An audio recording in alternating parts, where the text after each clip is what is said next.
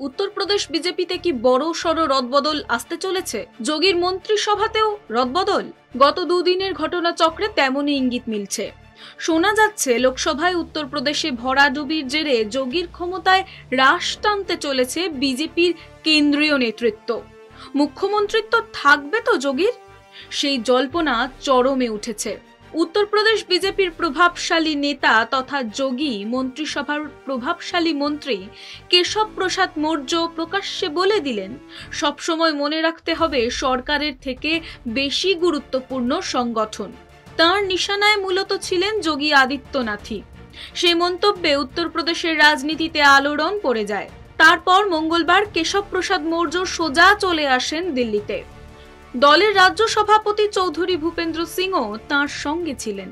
নাড্ডার কাছে মৌর্য বিধানসভা নির্বাচনের আগে রাজ্যের দলের সংগঠনে বড়সড় রদবদলের দাবি জানিয়ে যান। স্পষ্ট বলে দেন, রাজ্যের বিধানসভা নির্বাচনের আগে কেন্দ্রীয় নেতৃত্বের উচিত উত্তরপ্রদেশে মনোনিবেশ করা।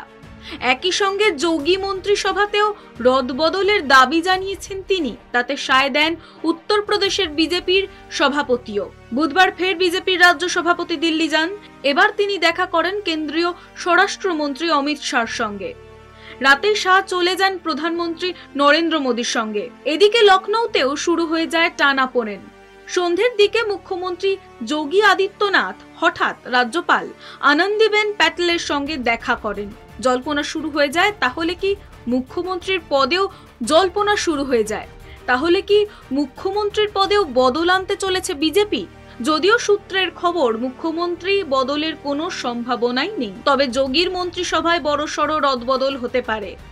মুখ্যমন্ত্রীর ঘনিষ্ঠ কয়েকজন মন্ত্রীকে বরখাস্তও করা হতে পারে। তাঁদের বদলে আনা হতে পারে নতুন মুখ। যদিও কলকাতা টিভি অনলাইন এ খবরের সত্যতা যাচাই করেনি, পুরোটাই সূত্রের খবর।